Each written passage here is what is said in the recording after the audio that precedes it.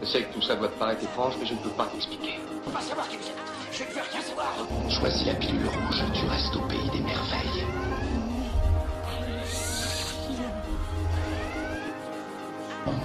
N'échouez pas cette fois.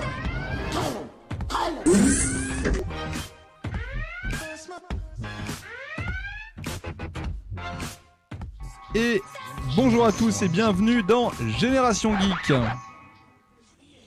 Bonjour. Ah, j'attendais le fuyer pauvre fou, ça a été coupé juste avant, c'est pas très grave.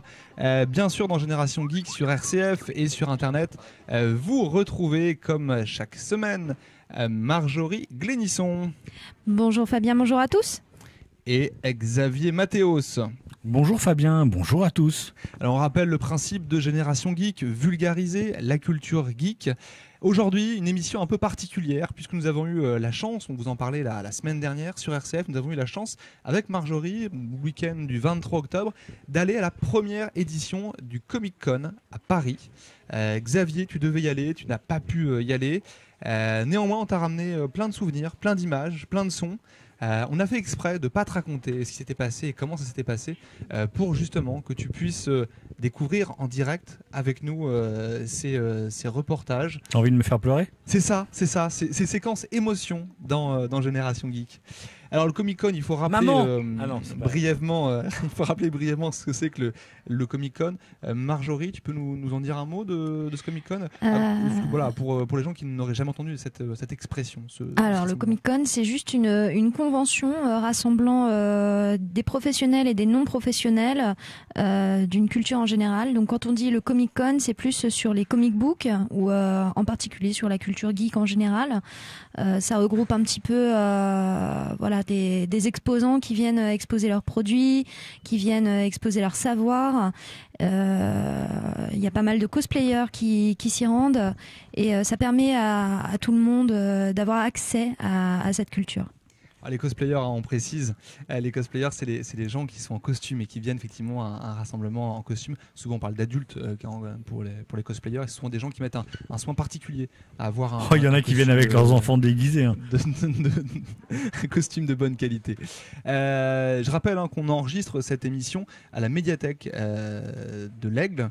Voilà, un lieu super. Donc on remercie encore une fois à la médiathèque de l'Aigle pour l'accueil, mais aussi l'ensemble de la web radio et web télé collective qui participent à la réalisation de cette émission. Alors on y va dans le Comic Con. Je sais que Xavier, tu as envie d'en dire. Il y a beaucoup de choses que. Mais non, mais Génération Geek s'est lancé un défi, j'ai l'impression, d'enregistrer un maximum d'émissions dans le maximum de médiathèques ornaises.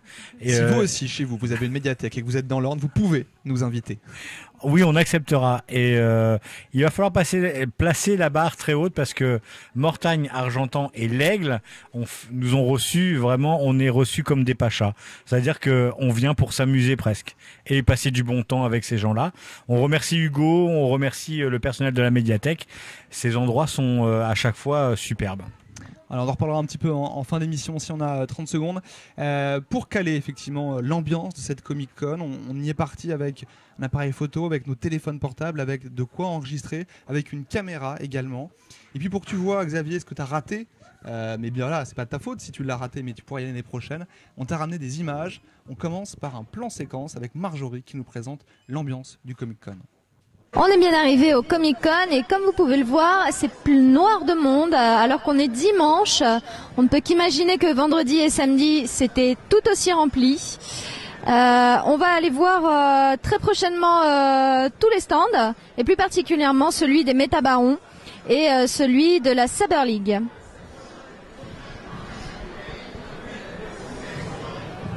Alors comme on le voit à l'image, hein, c'est vraiment blindé de monde.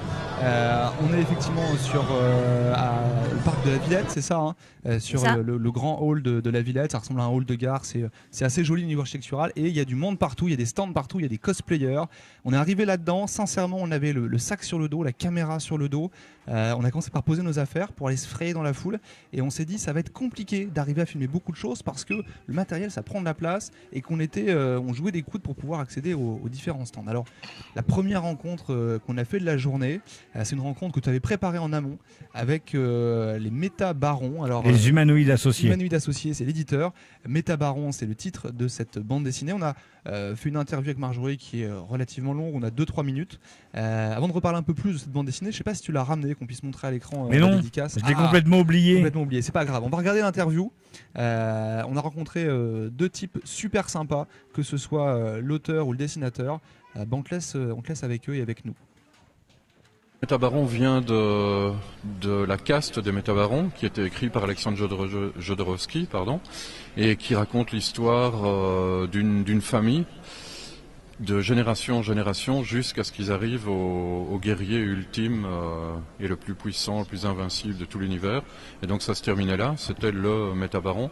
Et donc notre bande dessinée, donc le premier numéro de celle-ci, parle de ce personnage, de ce guerrier ultime. Alors moi je connaissais pas l'univers, par contre j'ai trouvé plein de références, notamment à Dune, avec la planète Arrakis dans Dune, il y a l'épice dans Dune, là on retrouve des éléments qui sont un peu semblables quand même. En fait, ce sont des éléments qui viennent de la caste des Métabarons et qui étaient peut-être déjà influencés par Dune à l'époque, vu que Jodorowsky, son rêve de l'époque c'était de faire Dune en film. Maintenant je ne vais pas parler pour lui, moi ça fait partie de l'univers donc je les reprends. Je peux pas en dire plus parce que j'en sais pas plus. Un mot également sur le dessin. On est sur un dessin assez réaliste. Quand j'ai reçu moi la bande dessinée, quand j'ai reçu les PDF de la bande dessinée, je les ai vus de loin sur mon téléphone et je me suis dit mais on dirait presque de la photo. C'est un choix, j'imagine, d'avoir un dessin aussi précis. Oui, tout à fait, c'est un choix. Je pense que d'avoir un travail aussi réaliste avec une histoire qui justement de science-fiction qui se passe dans des mondes qui sont inconnus avec des espèces et des races qui sont extraterrestres. Avoir un dessin comme ça apporte de la crédibilité à tout ce monde-là justement, ça lui donne un poids, une présence et ça permet aux personnages d'exister.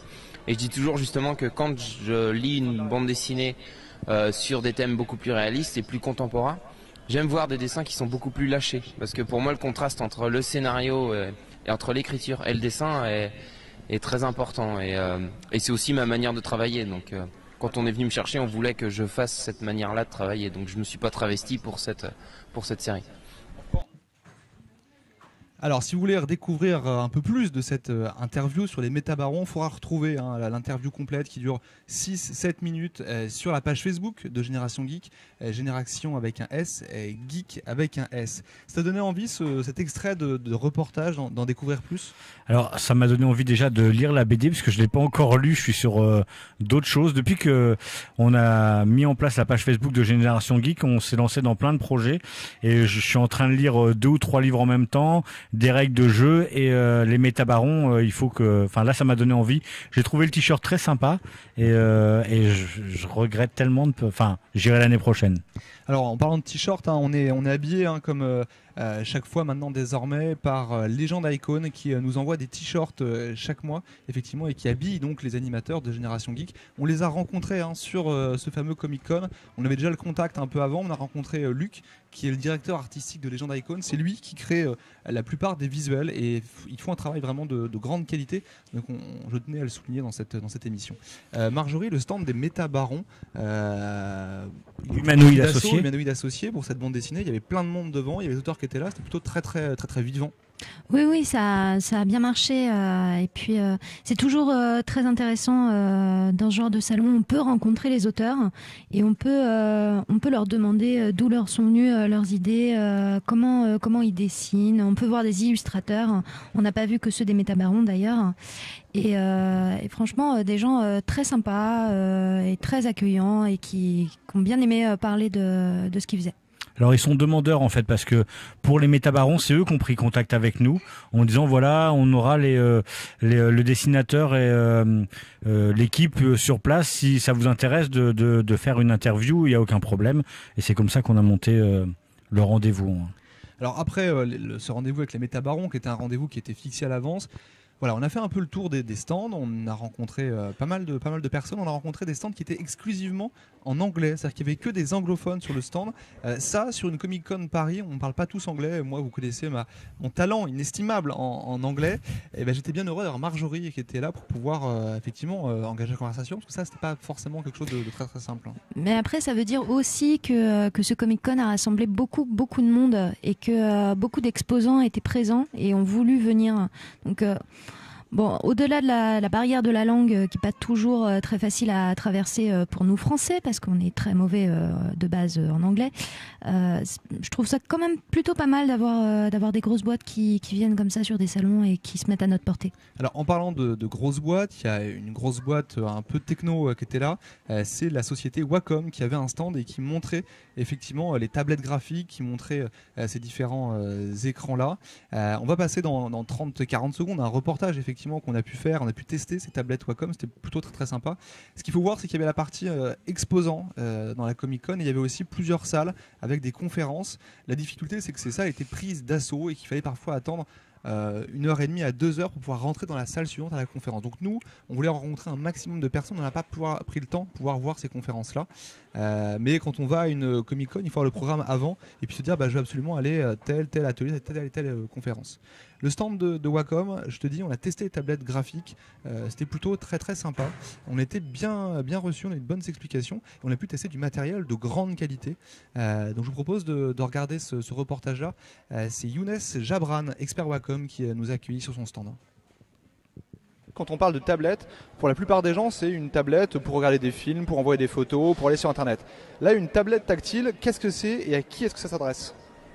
Alors, à la différence d'une tablette de loisirs, comme vous venez de citer, des grandes marques comme Apple ou Microsoft, les tablettes de chez Wacom sont des outils de production. Donc, on a une gamme grand public pour le loisir, mais on a aussi des outils de production qui sont chez les plus grands professionnels et dans les grands studios, et qui se démarquent de ces tablettes de loisirs que vous venez de citer par le fait d'être plus précises. Adaptées en fait au métier de l'image. Donc c'est des tablettes qui vont être utiles aux dessinateurs de BD, aux illustrateurs par exemple, mais aussi à des architectes et à des designers automobiles, voire même à des ingénieurs qui vont travailler de la 3D dans des grands groupes industriels. Voilà.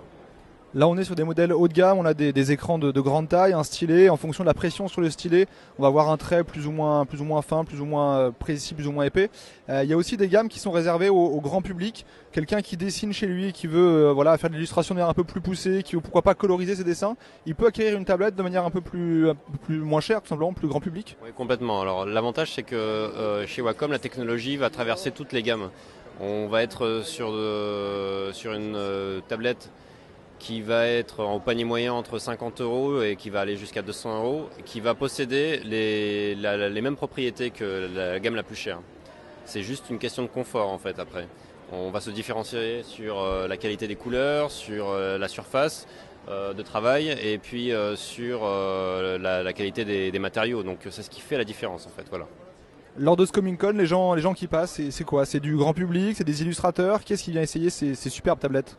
Il y a un peu de tout. Alors il y a du très grand public, des gens qui viennent voir leur personnage préféré ou retrouver les auteurs qu'ils adorent. Et puis il y a aussi ces auteurs-là justement qui viennent rencontrer leur public, qui viennent passer sur nos stands pour essayer les nouveaux produits et pour essayer de voir en fait si leur méthode est la bonne et nous demander aussi des conseils par rapport à leur façon d'utiliser les tablettes. Voilà. Alors on a décidé de dire toute la vérité. Toi, tu as tellement été, on va dire, emballé. Tu m'as dit, prends contact avec eux, qu'on essaye, nous, le matériel. Après tout, on va pas essayer que des jeux, que des livres. On peut essayer aussi du matériel. Toi, tu fais un peu d'infographie. En plus, c'est ton métier. Donc, j'ai pris contact avec eux. Donc, j'étais sur le site pour voir à quoi ça ressemblait. Moi, je m'attendais à une petite tablette. Et là, dans le reportage, je vois que c'est juste énorme. Ça ressemble à un écran. Comme tu me disais, ils font des tablettes 24 pouces, c'est un écran quoi. Donc ça a l'air superbe. Ils ont toutes les gammes. Il y a la gamme relativement petite. Alors de cette taille-là, sans écran. Grosso modo, on va dessiner dessus justement avec un stylet, mais il n'y a pas d'écran, on voit pas ce qu'on fait. Et puis il y a des tailles un peu plus grandes, alors 13 pouces, on va être à peu près voilà, sur quelque chose comme ça, voilà, sur le 13 pouces entre mes deux doigts, où là on peut dessiner directement dessus. Au niveau de la gamme de prix, 13 pouces, on peut dessiner et on voit ce qu'on dessine, on est à peu près à 800 €. Les écrans qu'on peut voir là, on est sur des écrans 20 ou 24 pouces. Alors on est sur de la grande précision, c'est inclinable. Certains se branchent sur un PC et certains ont carrément l'informatique qui est directement intégrée dans la tablette. Là on monte vraiment en prix, on monte à 3 000 à 5 000 € sur ce matériel-là. Mais c'est du matériel professionnel. C'est du matériel pro, c'est-à-dire qu'effectivement on est dans des gammes de prix très différentes. Un Mac Pro, on a des gammes de prix qui sont comme ça à 3 000 à 5 000 €. Donc avoir ce genre de matériel-là pour un pro qui ne fait que ça, que de l'illustration, que du dessin, que du design, c'est pas des gammes de prix qui sont si affolantes que ça. On continue un petit peu notre tour des stands. Là, c'était la partie un peu technique, un peu médiation numérique. On a la partie fan aussi. Et c'était le mois Star Wars, le mois dernier. On a la sortie du film qui arrive là. Et là, on a rencontré la 501e Légion. La fameuse. La fameuse. Et là, voilà. Alors, tu connais un peu l'histoire de cette Légion ? La 501e Légion, c'était vraiment notre petit cœur de fans de Star Wars qui battait. On avait quelqu'un de grande qualité en plus qui était là pour nous en parler. C'est Marjorie qui a pu mener cette interview. Ouais. La Légion est un club mondial de costumés Star Wars, uniquement de l'Empire, uniquement le côté sombre, puisque la 501 s'appelle le Point de Vador, c'est-à-dire c'est la Légion qui est commandée par le Seigneur Vador lui-même. A été créé en 97 en Amérique et elle s'est étalée petit à petit, ça a fait boule de neige. Donc moralité, à l'heure actuelle, on est divisé en garnisons, c'est-à-dire que chaque pays est une garnison et on est à peu près 7500 costumés dans le monde à l'heure actuelle. Et il me semble avoir vu passer la 501e Légion dans, alors je crois que c'est un film, un des films Star Wars ou une des séries ou un des jeux. Alors, la 501, George Lucas a rendu hommage à la 501, qui est un club d'amateurs au départ, qu'il a reconnu.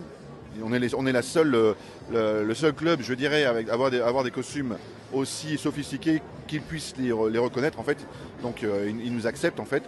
Il nous a rendu hommage dans l'épisode 3 quand on voit Vador arriver dans le temple Jedi pour détruire tous les adeptes. Les soldats qui le suivent, c'est la 501e en fait. Le but de la 501, parce qu'il faut le préciser, c'est quelque chose d'un très important, c'est que tous les fonds qu'on récolte, sans exception, sont reversés intégralement à des associations caritatives. C'est-à-dire on est les bad guys who do well, c'est-à-dire on est les mauvais garçons qui font des choses bien. Voilà. Pourquoi vous avez démarré ? Pourquoi j'ai démarré ?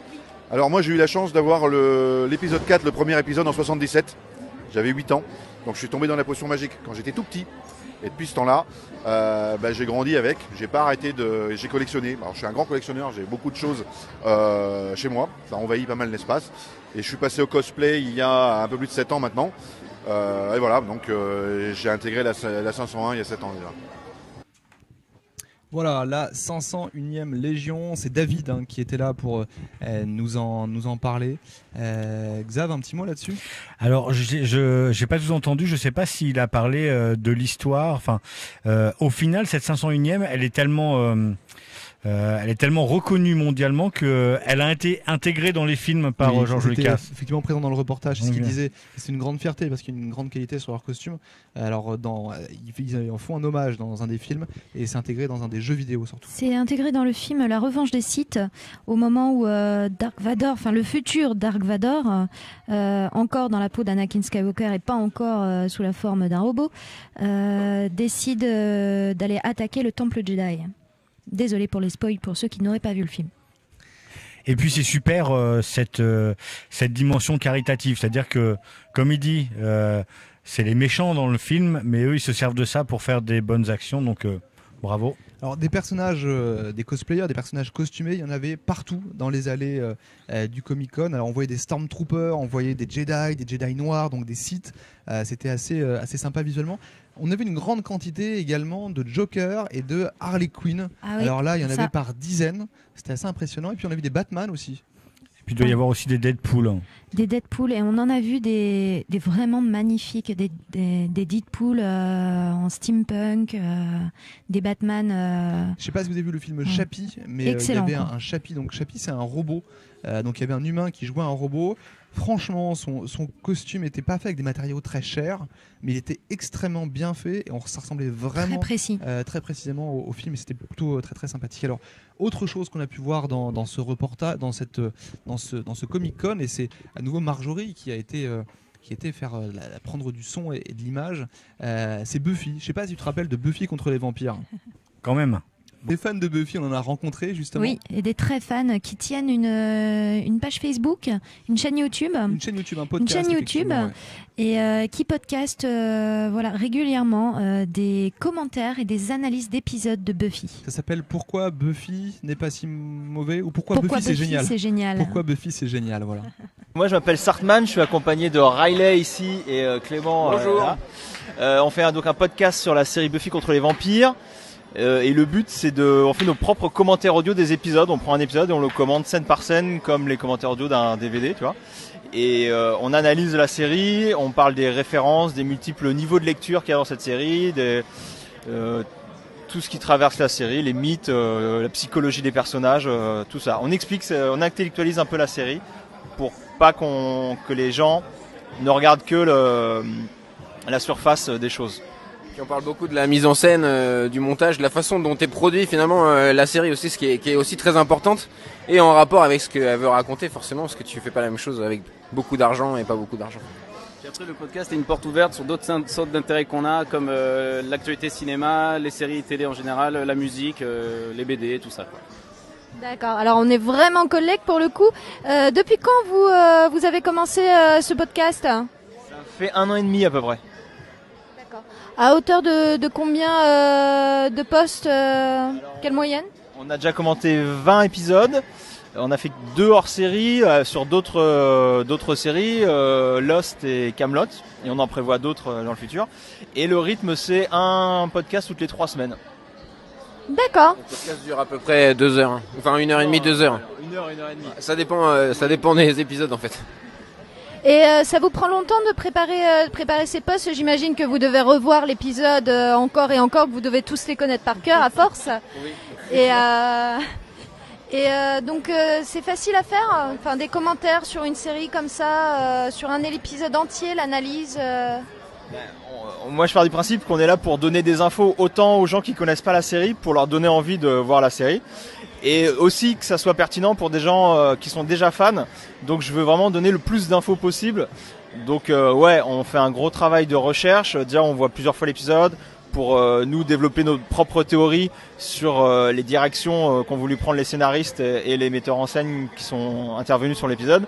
Ensuite on fait des recherches sur internet pour voir ce qui a déjà été écrit, ce qui a déjà été dit sur cet épisode. Si l'épisode fait référence à des films ou à des livres ou à d'autres séries, on visionne ou on lit ces œuvres-là. Voilà, le but c'est d'être le plus complet possible. Alors bien sûr, on peut jamais tout dire, mais le but c'est que on ait balayé vraiment tout ce qu'il y avait dans cet épisode, à savoir qu'on l'ait dit dans notre podcast. C'est vraiment le but. Alors c'était notre premier Comic-Con, donc évidemment on est parti avec beaucoup de matériel. On n'a pas forcément pensé au monde qu'il y aurait, à la batterie qu'il y aurait sur nos appareils. Une des difficultés, c'est qu'au niveau de l'espace presse, c'était un peu compliqué de pouvoir poser du matériel lourd. Et du coup, c'était pas très simple par rapport à ça. Donc il y a beaucoup en fait de reportages que vous voyez là qui ont été filmés au smartphone et pris avec du son. Voilà pourquoi parfois ça bug un petit peu sur l'image. Alors moi on va peut-être revenir sur le Buffy et pourquoi Buffy c'est génial. Xavier, des collègues à nous sur Buffy. Ça marche bien en bouquin en fait. Brajlon, peut-être pas Brajlon, mais ou Milady ou la branche Bitlit de Brajlon édite les romans de Buffy. Des gars super sympas, Marjorie.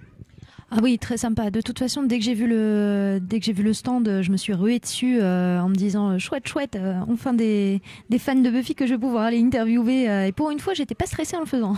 Alors, ce qui est sympa aussi, c'est que pendant cette Comic-Con, il y avait Spike. Alors, l'acteur qui joue Spike, Marjorie, tu te rappelles de son nom ? Voilà, ça c'est pas facile parce que tu connais toi, non, peut-être pas. Bah, je sais que dans la série il a une coupe blanche, voilà, et qu'il joue une sorte de vampire. De vampire. Ouais. Mais l'acteur qui joue Spike était présent pendant le Comic-Con, donc évidemment les fans étaient aussi là en nombre et étaient ravis de le voir. Autre chose de présent pendant ce Comic-Con, et là c'était autant Buffy c'était plutôt pour Marjorie, autant là c'était plutôt pour moi. Il y avait du sabre laser, ce fameux sport de sabre laser dont on vous parle depuis longtemps. La Saber Laser League ou la Ligue de sabre laser en tout cas française. Il y a plusieurs ligues en Europe maintenant. Il y a plusieurs ligues, donc là c'était une des ligues qui était présente. Donc le sabre laser, Star Wars, ils étaient là pour faire des démonstrations de cette escrime sportive au sabre laser, qui est un petit peu un ovni à la fois dans le monde Star Wars et dans le monde de l'escrime. On les a vus en fin de journée. Il était 17h, 18h. En gros, la Comic Con fermait ses portes. Ils étaient 4 à avoir fait des démonstrations pendant 3 jours d'affilée à ne plus en pouvoir. Et donc, on a réussi à voir le fondateur qui nous a expliqué un peu ce que c'était que cet escrime au sabre laser. Je suis Adrien, un des fondateurs de la Sport Saber League, qui est donc la première académie de combat sportif au sabre laser. Du combat sportif au sabre laser, mais pourquoi? C'est-à-dire que du combat d'épée, il y en a plein, il y a de l'escrime artistique, il y a du sabre, il y a du fleuret, il y a plein d'arts martiaux qui sont avec des armes. Pourquoi du sabre laser? Il y a le côté, j'imagine, un peu fan de Star Wars. Est-ce qu'il y a un côté sportif aussi? Il y a un peu de côté fan évidemment, il y a beaucoup de côté sportif, on en fait un vrai sport. On ne fait pas de chorégraphie, on n'est pas en costume, on est en tenue de sport. Avec des baskets, on sue, on a mal parfois, on fait beaucoup de physique, c'est très cardio, ça veut dire qu'on sollicite beaucoup son cœur et on a une arme en fait qui est juste différente de toutes les autres et qui est lumineuse, donc c'est cool. Justement, si on rentre un peu dans le détail des sports de combat, qu'est-ce que ça apporte sur le principe de dire qu'on se bat avec un sabre laser plutôt qu'avec une épée? Il y a une question de poids, j'imagine, il y a une question de tranchant aussi? Déjà un sabre et une épée, effectivement, c'est pas le même tranchant, hein. Là, le sabre laser en plus peut trancher de tous les côtés par rapport à une épée. Le fait même que ce soit lumineux, encore une fois, change complètement la donne. Maintenant, le sabre laser, Star Wars plus globalement, les Jedi n'ont rien inventé. La plupart des styles, parce que c'est des manières de combat, des styles de combat sont issus d'arts martiaux déjà existants, tels le kendo, la canne française, l'épée chinoise, issus, empruntés, orientés de... Voilà. Alors le sabre laser, voilà, c'était la rencontre avec Adrien. Encore une fois, je le précise, on passe pas les reportages tous dans leur intégralité, mais vous les retrouvez sur la page Facebook Génération Geek, Génération avec un S, Geek avec un S. Marjorie, quelques mots sur le Comic Con encore, sur tes impressions par rapport à ce dimanche qu'on a passé sur place. Personnellement, j'y allais presque pas en pro. J'y allais juste en fan. J'avais tellement hâte de pouvoir participer à un Comic Con, c'était mon rêve depuis toujours et j'ai pas été déçue du tout. Xavier, tu as pu voir quelques images, tu retrouveras toi aussi tous les reportages du coup sur la page Facebook Génération Geek. Bien sûr, je vois tout ce qui se passe sur Facebook. Qu'est-ce que tu en penses du sabre laser? Que tu as pu voir en général? En général, alors j'avais vu plein de photos parce que j'avais ma place pour y aller et du coup je l'ai donné à quelqu'un d'autre qui m'a envoyé plein de photos que je vais mettre sur Facebook, donc j'avais déjà vu plein de trucs. J'ai été super et voilà, ça donne envie d'y aller. Ça fait juste magique quand on aime les comics comme moi, quand on aime Star Wars, quand on a envie de passer un moment agréable juste entre adultes de 12 ans. Voilà. Alors le petit bémol, c'est qu'effectivement il y avait beaucoup de monde, donc le lieu était presque petit par rapport au monde qu'il y avait. Et puis j'espère qu'ils feront un effort l'année prochaine. Pour vraiment en profiter, il ne faut pas débarquer comme ça la fleur au fusil. Il faut avoir préparé un petit peu des choses avant et savoir ce qu'on veut voir, savoir comment on s'organise. Ne serait-ce que sur le transport, on n'a pas été très bon. C'est-à-dire qu'on a mis plus d'une heure et demie à se garer parce qu'il y avait un parking en grève, votre parking qui a été très vite plein du coup. Donc après c'est compliqué de se garer. Et c'est des petits détails, mais il faudra planter la tente devant. Compliqué. Donc effectivement, voilà, on pensera à toutes ces choses-là. Mais après, le site est très bien fait. 2 semaines avant les dates, si vous allez sur le site, vous avez tous les exposants qui sont cités, donc vous savez ce que vous allez voir, les conférenciers, il y a même des gens qui sont au courant à l'avance, des gens qui sont censés faire une apparition guest quoi. Donc si vous vous renseignez, il y a moyen de savoir tout ce qui va se passer. Voilà, on espère juste que l'année prochaine ce sera pas à la Villette mais ce sera à Versailles. Sur le planning par contre, il y avait la semaine d'après la Paris Games Week, donc qui est aussi un gros rassemblement geek, et il y avait juste après Paris Video City, donc qui était le festival des youtubeurs. C'était également la première fois qu'ils organisaient ça. Et une semaine avant, il y avait un salon organisé par le Journal du Geek qui était vraiment orienté nouvelle technologie, qui fait pareil, je crois que c'est la 2e ou 3e édition et ça fait un tabac, ça plein de monde et dans un lieu magnifique. Et pour nous qui venons de province, du coup, on se dit que choisir quel salon aller, c'est compliqué. De l'année, il y a Geekopolis également, qui est un autre gros événement. On essaiera de retourner sur des événements de cette qualité-là pour vous en faire part, pardon. Xavier, j'espère que ça t'a plu en tout cas ce petit débrief. Merci, j'ai hâte d'en voir encore plus sur la page Facebook, puisque je suis un des premiers à la regarder. Enfin, j'espère. Merci encore une fois à toute l'équipe de la radio, web télé, web radio collective qui s'occupe de la technique pour cette émission. Merci bien sûr à la médiathèque de l'Aigle de nous accueillir dans ses locaux. Et on se retrouve à très bientôt sur Internet et la semaine prochaine sur RCF. À bientôt. Merci. Bientôt. Je sais que tout ça doit te paraître étrange, mais je ne peux pas t'expliquer. On va savoir qui vous êtes. Je ne veux rien savoir. Choisis la pilule rouge, tu restes au pays des merveilles.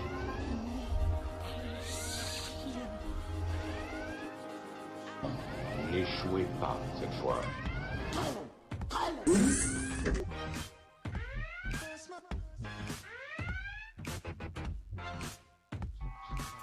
Génération Geek. Fuyez, pauvre fou.